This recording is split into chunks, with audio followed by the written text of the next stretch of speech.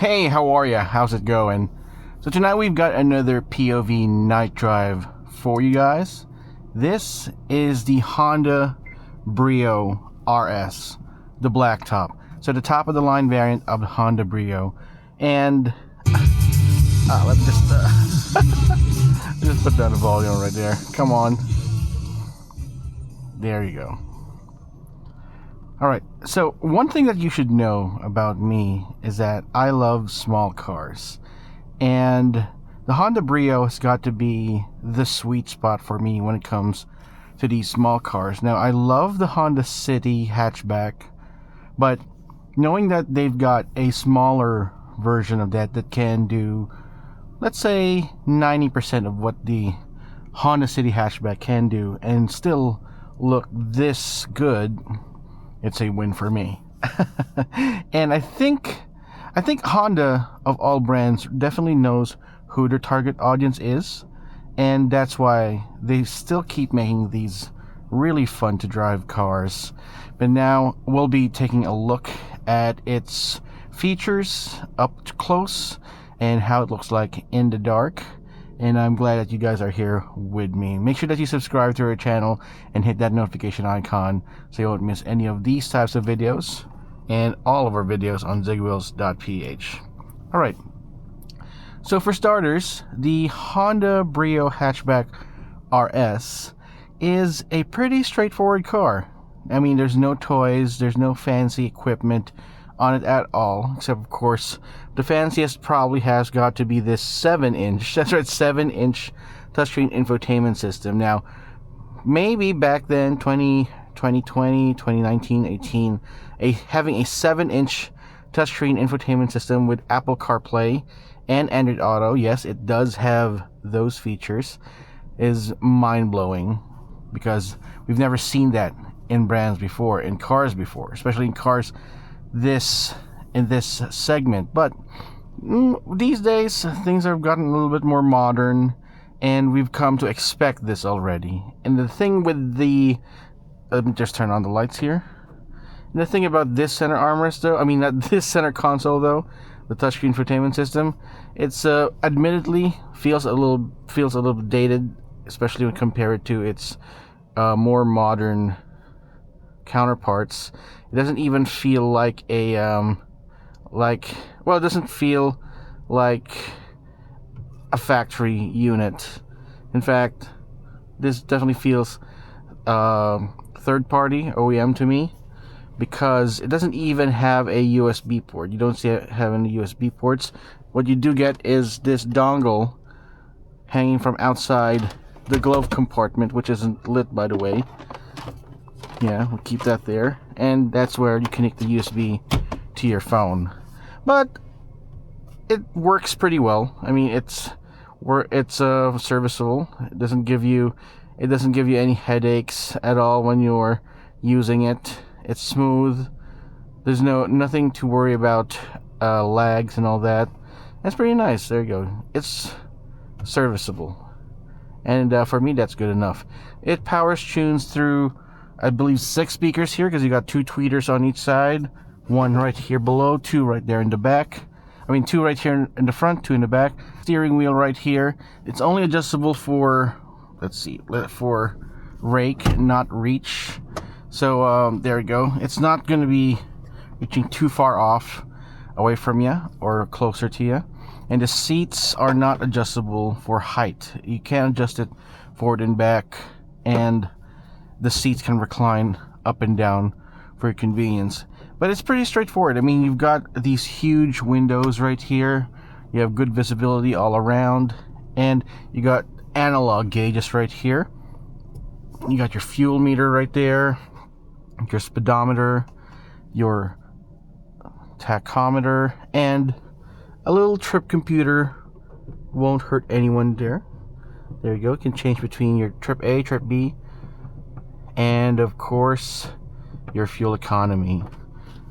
This thing gets a great fuel economy in the city, around 10 to 11 kilometers per liter, which is not bad, really good, in fact.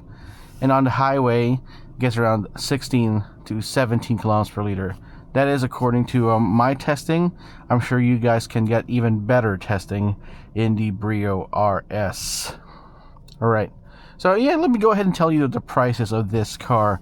It is, the top of the line variant starts at 863,000 pesos, and that's for the top of the line variant. But if you want to get the bare bones stock variant, but still has a CVT, that's 735,000 pesos. You don't get a touchscreen at all. You don't get the nice paint on the outside. You don't get the body kits. This probably would be the Goldilocks for me, the top of the line variant. So if you do plan to get a Brio RS, this is the variant you get. You got a nice, let me just open the lights again. You got a nice sculpted dashboard right here. Keeps things interesting. It actually reminds me of the 10th gen Honda Civic when it comes to its design language, though. You can definitely see how this car is pretty much dating itself already, and hopefully we would see an update for this very soon, because this is a very popular car. Even to this day, I think this is perfect for what it is. A great city car, a great commuter car, but it hides a nifty little trick under its sleeve during your drive, which I'll tell you more about later. You got your climate control here, very simple. It's not automatic. It's not dual zone either. It's just to control your wind speed, your temperatures right here. Control your temperature. There you go. You got your ventilation system here. You can actually, I prefer this actually over buttons. That just tells me to trust them, because as soon as you slide this button right here, you hear a nice reassuring thunk that something is actually shutting itself on and whatnot. You got a cubby hole right here, 2 cup holders right there. Again, no USB ports on this one, and you have a very simple center console here as well. No center armrest, unfortunately, which is a bummer for me. I wish that if they do refresh this,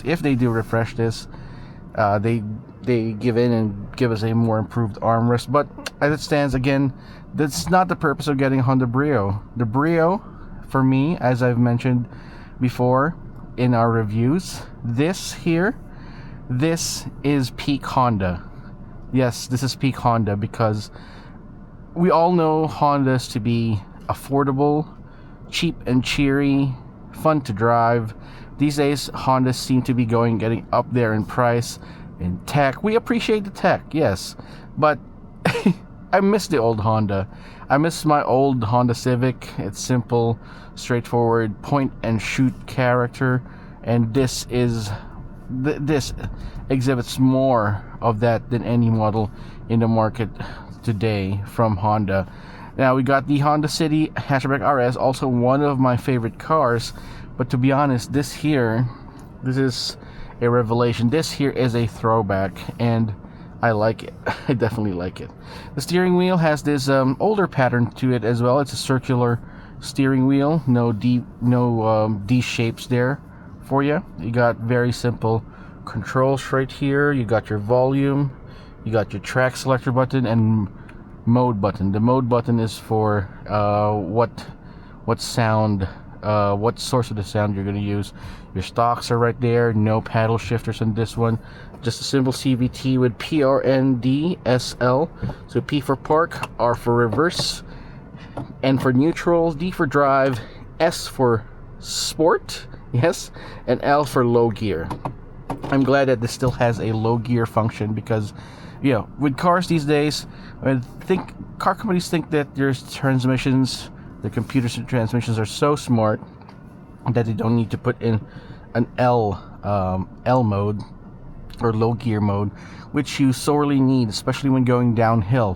When going down Baguio, one thing about going down Baguio, well, a lot of people ask me questions about, can a car go up to Baguio? Yes, all cars these days can go up to Baguio. It's about going down to Baguio that's the fun part. And once you're going downhill from the north, you do have the tendency to use your brakes a lot. So having an L function right here is very helpful. Keeps things at low gear, so you don't have to depress or step on your accelerator, or should I say brake pedal, as much as you need to. and keeps engine braking on. You got these really thin sun visors right here on top that does not even have vanity lights, but you do get vanity mirrors on each side. This tiniest vanity mirrors right here that you've ever seen. But again, I'm not complaining. Again, at the price of this car, 863,000 pesos, you would find out later on where Honda put in the money for that. Trust me, you are going to love this car. Again, the dashboard right here at the front, pretty straightforward. Let's go ahead and take a look at the second row seats and see what we can find right there. I'm gonna go ahead and move over to the second row seats right here and unlock this. Okay.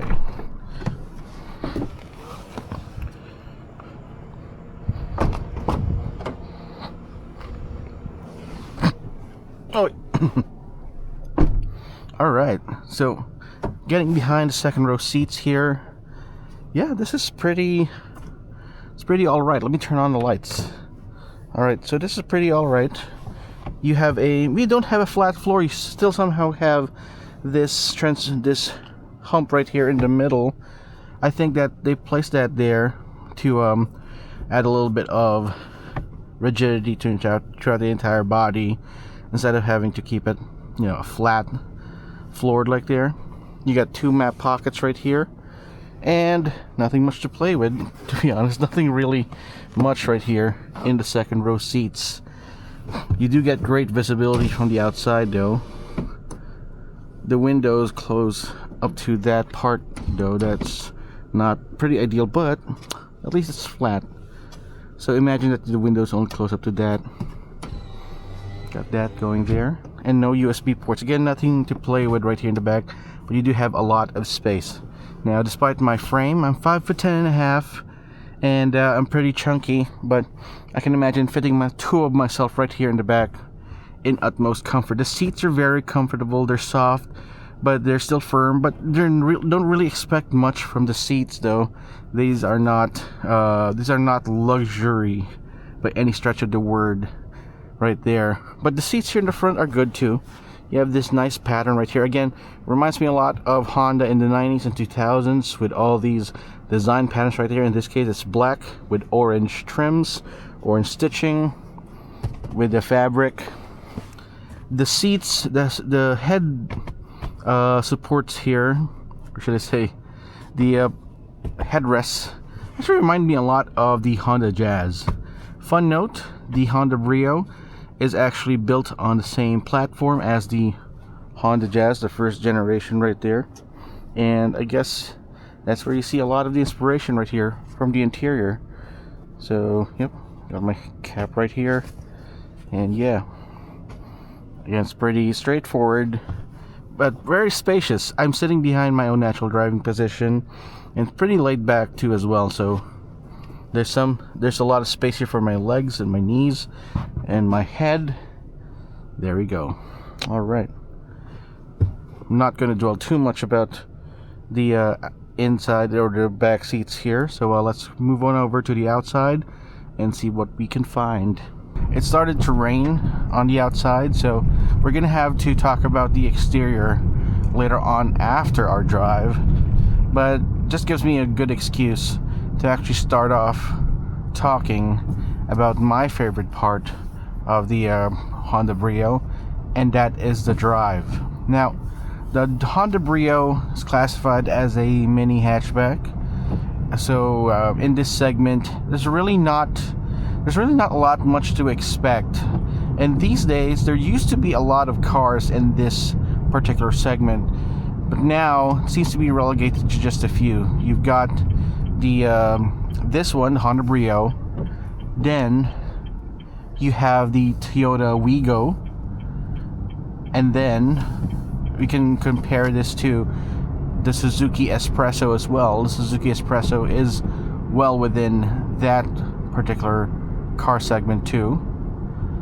And apart from that, I think with the addition of the smaller electric vehicles in the market today, we could add them up, but we're talking mainly about the small ICE classic small hatchbacks in the market, and it's not that many anymore. The market has shifted away from these smaller cars and onto SUVs, and that's why I think the Suzuki Espresso is what it is as well, because it's trying to capitalize on its SUV looks and SUV DNA. But I'm still gonna lop it together with the this car and the Wigo. So let's talk about the drive. Okay, underneath the hood, you've got a 1.2 liter 4-cylinder naturally aspirated gasoline engine. It makes around 90 horsepower and 110 newton meters of torque. Now, but that might not sound much, and truth be told, it really is not that much. But considering that these cars are super lightweight, you really don't need a lot of power, a lot of numbers coming from the hood. Now, 110 horses, some people that I know might be might sneer at that particular number, but you have to put things into context.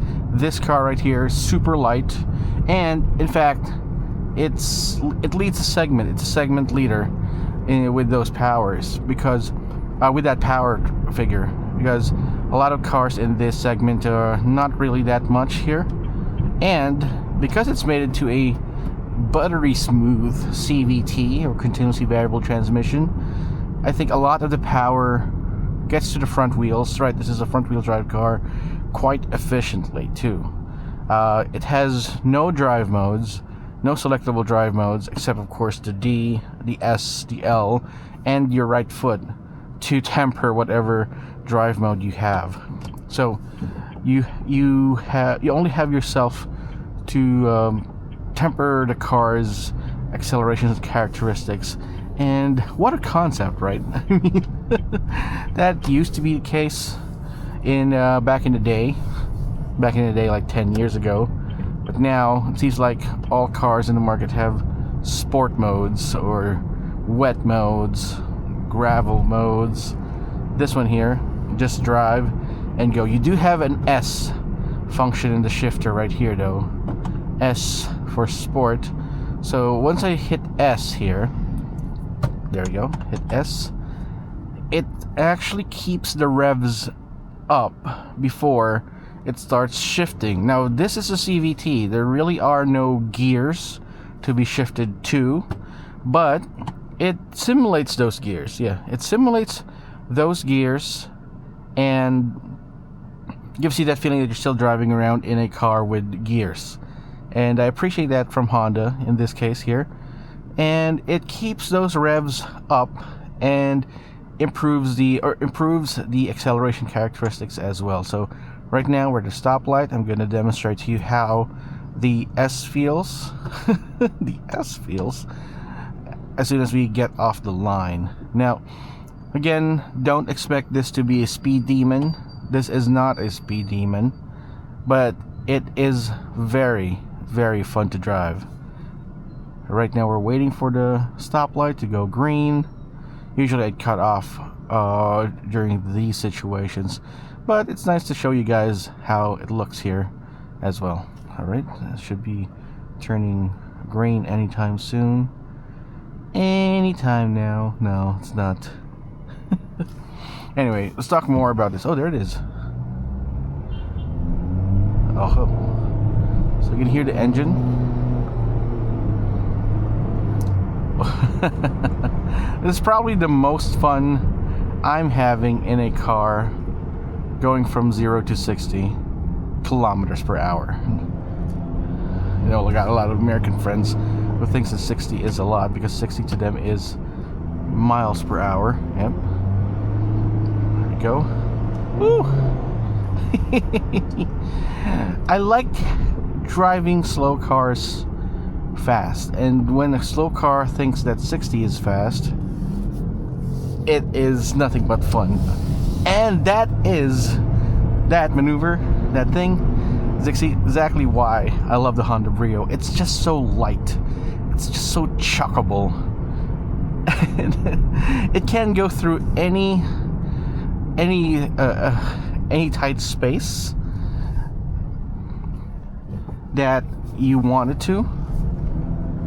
The steering is very responsive, even more so than its more expensive brothers, the Honda City, the Honda Civic. It's just so tight. At the 4.6 meter turning radius, you understand exactly what driving around in the Honda Brio feels like. It feels like it's on rails. Now, a lot of that has to do with the vehicle's height. The Honda Brio, unlike the Wigo, it has 160 millimeters of ground clearance, as well as the Mirage has 160 ground clearance, and of course the Espresso that has 180, which is very crossover SUV like. This one here, 137 millimeters of ground clearance. Now, when compared to its rivals, this is also wider, longer, but it's shorter from the roof to the wheels, giving it a more stout stance. It's more planted to the ground. And Honda being Honda, they know exactly what formula to use for a fun drive. I've never really driven any Honda that's just boring or cookie cutter when it comes to performance and handling. And this is really of no exception. Right, here we are. It's so fun to be within the speed limits, but still having a lot of fun.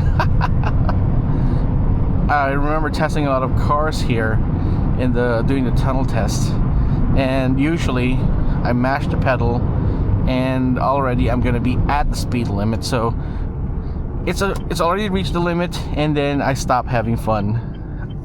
I do get the fun out of getting from 0 to the speed limit, but here the time between 0 and the speed limit is extended, so you get more fun. And I just love it about these types of cars. Now, one thing that I would probably change in the Honda Brio, drive-wise, and as anyone would attest to as themselves, as with any car, the first modification that you would probably want is the wheels. Not the not the alloy wheels, not the mags. The tires. You have no idea how dramatic of a change, how dramatic of a difference giving your car really decent tires would be until you've actually tried it. And here, you got your standard set of tires, but I feel like giving this a more responsive set would probably do wonders for the Honda Brio. Right, that's right. I believe I told you guys about the fuel economy of this already, but just to reiterate, you get 10 to 11 kilometers per liter in the city, and these days, in order for you to get those figures in heavy traffic, you probably have to get a hybrid. And believe it or not, there are people who still are a little apprehensive with getting a hybrid vehicle. Right. So for those people who want to achieve good fuel economy, and still have a lot of fun, this is a good enough option. And if you want to have fun like this, putting your feet to the accelerator pedal, but still maintain a normal or relatively responsible speed, this is the answer, guys. If I were mashing the pedal like this on any other car, I'd already be speeding. But here, see, we're at 40, we're at 60. It's all good. But don't mistake this to be a slow car. This is not a slow car. This is actually pretty quick in itself. It's nimble, It's light, and it can go when you want it to. See? Of course, being too slow, there's a difference between being slow there's a difference between fast and quick, and this thing is certainly very, very quick and nimble too.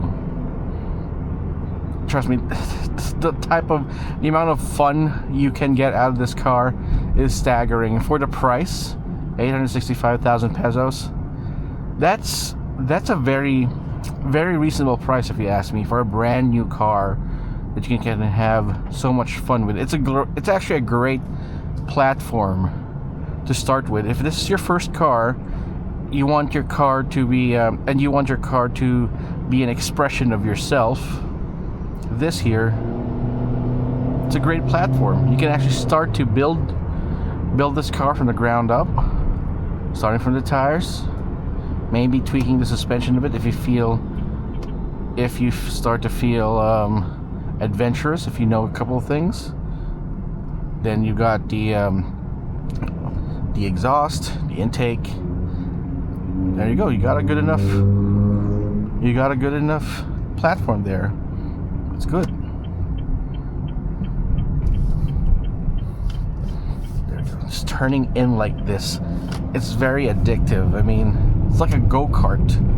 It certainly feels like a go-kart, especially when going around those tight corners.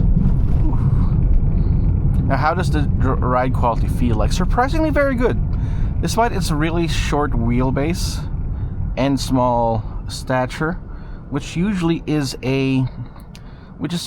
a recipe for disaster, especially with these small cars. It doesn't feel crashy at all.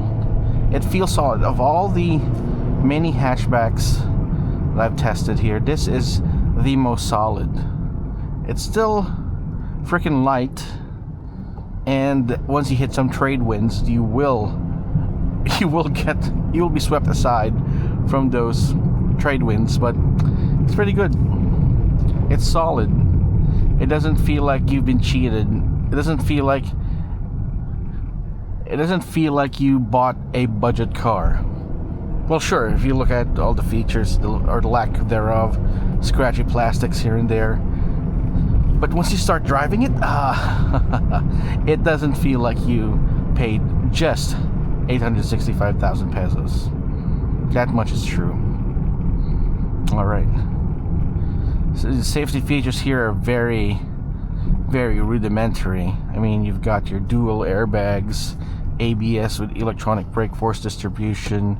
You've got seat belts. Yeah, seat belts are a nice feature to have.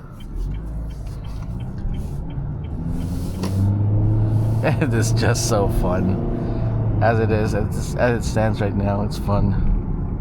So again, it's not going to be class leading when it comes to safety features. I mean, it's if you have a family and safety is your top priority, you don't get like the top-notch features on this car. When it comes to safety features, it doesn't have the fancy Honda sensing and all that. But sometimes it's a plus. I mean, for people who want to have a really basic car that's fun to drive, like this one, that's easy to attain through financing or even through cash, 865,000 pesos. This is it. You wouldn't want to be fiddling too much with cars with all those fancy features anyway, with fear of breaking it. This one here is good enough to start with for a platform in itself. And yeah, I can see myself getting this, even for myself. Yes, believe it or not, this is a car that is well within my radar for my next car as a replacement for my daily driver. Because I just love small cars. There's something so personal about driving around in a small car. And the thing that's stopping me from getting a small car is just how it feels like a penalty box on the inside, and how wheezy it sounds, or it feels when you're driving it. This here, this here doesn't sacrifice performance while you're driving, and I appreciate that from Honda. I like it.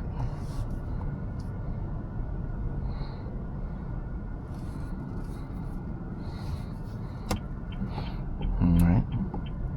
Plus the visibility around is pretty good too, considering the age of this car. Just imagine the possibilities that you can do with the Honda Brio as a modification platform. Or if it's your first car, if it's your first car, you just want to have a car that starts for the first time, every time. It's not going to let you down. This is a good car. Okay, we're just driving around here, and we'll give you more of a feel of how it feels like to be here on the inside of the Honda Brio RS. I'm gonna, if they do, one thing about this though, if they, because I don't see any signs or indications that they'll be releasing a replacement, but I do hope they do release a replacement.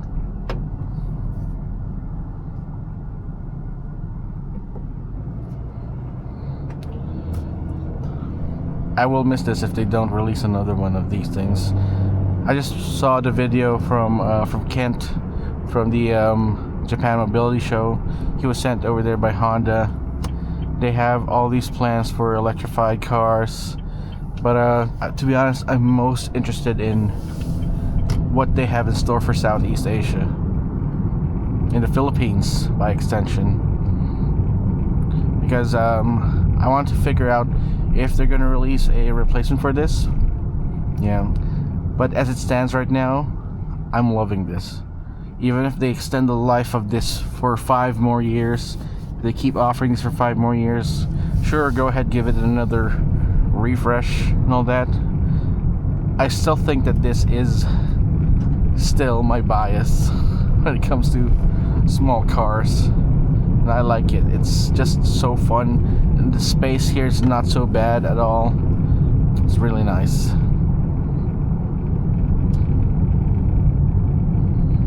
Yes. Let's try out a turning radius of this car here. So, got a 2-lane street here. I haven't tried this out yet before. But let's give this a shot. Oh, that's not too bad. So yes, it does survive the 2-lane street for a turning radius. Alright. Oh, I didn't mention it. It does have automatic locks when you're going fast. So as soon as you start the car and drive away and hits a particular speed and all, it will automatically lock itself. Some cars, even cars more expensive than this, are starting to omit that feature, and it's a bummer, to be honest. It's such a simple feature that they're starting to omit. That's just quite odd. But of course, before I forget, I'm gonna showcase how the Honda Brio RS looks on the outside. So what we got right here is my favorite colorway, the Stellar Diamond Pearl color scheme. To my eye, it actually looks kind of gray if you ask me, but that's what I call it. It has a certain tinge of purple to it, a little bit of blue, a little bit of white, and I think that's where the Stellar Diamond Pearl color scheme is comes from. It's nice, really nice. Now, describing the exterior here, the rear is probably my favorite part. It looks so sharp. You got some diffuser look right here for the bottom part of the bumper. It says Brio right there. Very simple tail lamp, and these ones light up when it brake. You don't get power tailgates here. What are you expecting for power tailgate? Gives you access to all this space right here in the back. The seats do not fold in a 60-40 split configuration. There you go. I put all my stuff there in the back. It actually fits quite a few bags of groceries there for laundry and all that. We call this the black top because it has a black roof. Just adds a little bit of contrast to the overall design. That's not really a sunroof, but it is what it is. The tail lamps wrap just a little bit right here to the side. It's really nice. We got the RS badge right here, proudly strewn right there. What do you think of the design of the Honda Brio RS? Drop me a comment in the comment section down below. Now the side profile of the Honda Brio RS, there we go. This is where I said that you could actually consider changing the wheels here. The wheels and even the alloy wheels, sure. But with the Brio RS, the black top has a blacked, pretty dark or darkened alloy wheel design there. This is 15 inches. There you go. Also have a blacked out side mirror. The door handles, actually one of the thinnest door handles I've ever seen on any car. Got it there, got your fuel tank. Got a bee sting, or should I say, that's not a shark's fin antenna, that is a bee sting type antenna. Again, very reminiscent of the old Honda Jazz. You can hear the engine rolling right there. Now, this is the facelifted Honda Brio RS. So you got the new grille right here, honeycomb grille pattern, the RS, and the biggest H badge I've ever seen. Probably looks big because of how small the dimensions are. And you have fog lamps as well that are LED fog lamps. I like how the DRLs look here on top, and you've got an interesting pattern for the headlamps too. Just nice. Very small hood. It's a small car. What do you expect? Small car, small hood, small dimensions, but again, as our drive has proven or showed you, big on performance, especially with the handling. Forgot to tell you about this spoiler up top, part of the RS package. There you go. Simple character lines, really, nothing that you haven't seen before. I like how the creases in the character lines right here in the front fender create a sort of muscular effect to accentuate and enhance the visual of the Honda Brio, to make it look bigger than it actually really is. This is not a big car at all. You only realize how small it is if you start to put it next to other cars, even small crossover SUVs. But this thing here is tiny but mighty. Yep, you got your, this right here. Really nice, guys. You got a singular window washer right there. It's interesting. Certainly interesting. And yes. Now, again, as part of the RS package, you got your side skirts there. Normal Brio does not have those side skirts. This character line here on the side profile is very interesting because it moves up in a direction, then suddenly ends with a kink all the way up to the rear window right there. Again, it looks very modern. This car has probably been here for a long time now. Honda Brio, this technically still in second generation, but it looks nice. If you remember the first generation Honda Brio that was released here, it had a very appealing looking, like, glass hatch there. If we can see a new model with that in the future, Honda, bring it on. Reminded me a lot of the CRX.